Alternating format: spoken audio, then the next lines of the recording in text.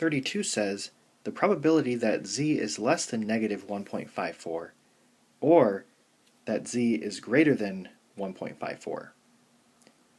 So less than means to the left of and greater than means to the right of. So our picture would look like this.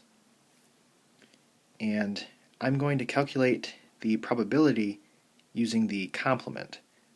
So I want to take 1 and subtract the center.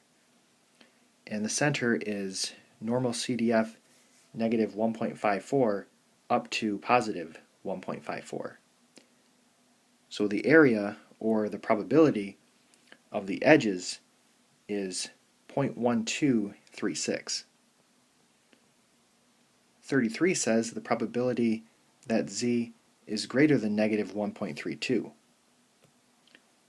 The picture would look like this, and we would type normal CDF negative 1.32 all the way up to infinity.